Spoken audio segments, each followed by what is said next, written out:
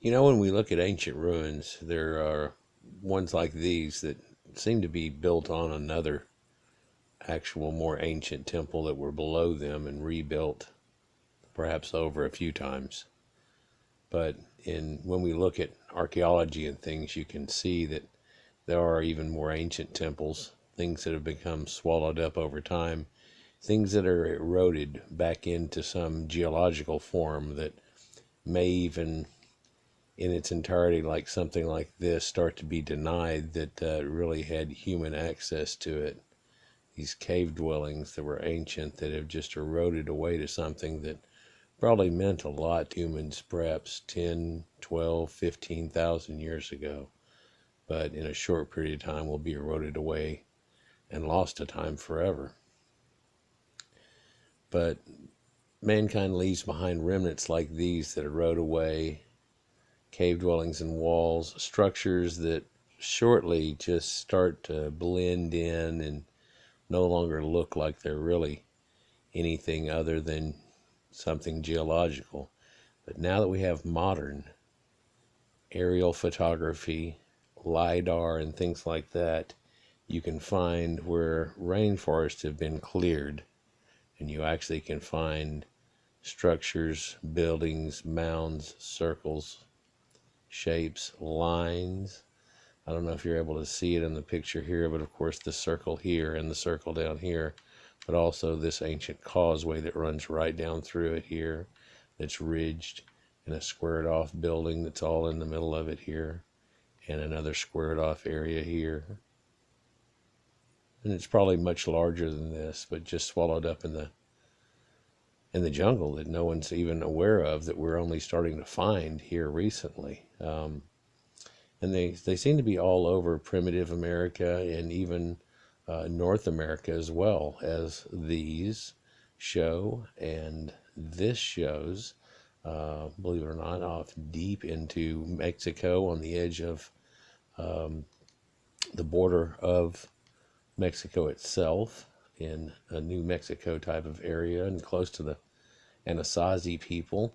This in a river valley that they have that's ancient structures, this in the rainforest that's been exposed. And whenever studied through the LiDAR that penetrates through, they can see all these structures that are still somewhat evident, although the vegetation seems to swallow it up, like time has taken it primordially from us.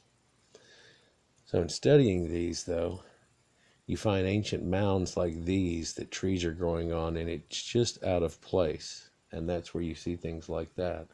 Or like this, which is on a golf course, believe it or not. It's part of the border lines and border areas of a golf course, and what sets forth where the brooks and rivers run through.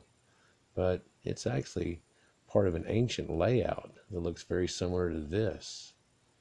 It's all laid out through the golf course, and the clubhouse is way up here at the top. But many of these earthworks have been found.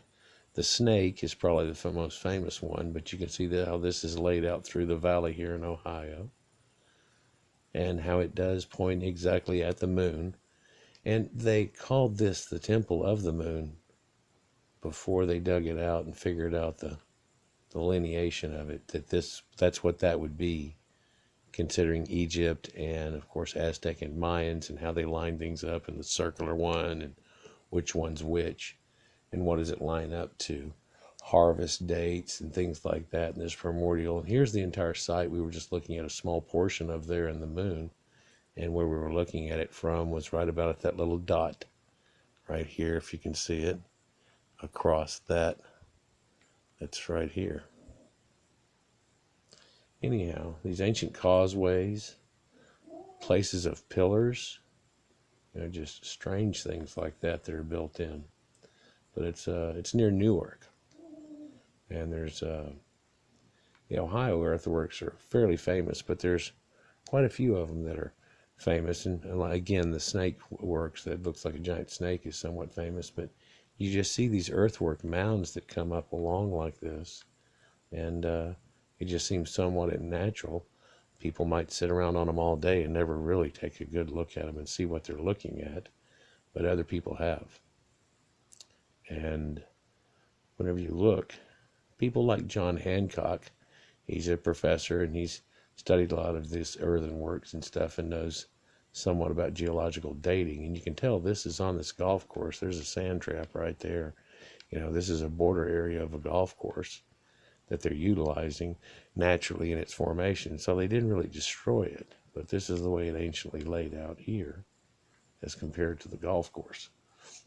This might have been one of the ones that Jack Nicklaus was in part of and everything. But so here's the great circle.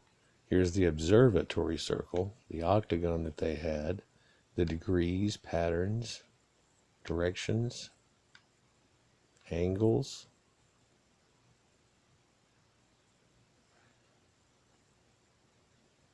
What they call right square. These are lined up pretty much straight on in line with solstices and things. And of course, here's another observatory point where you'd have the Stonehenge type lines hooked up through it. Right near Raccoon Creek.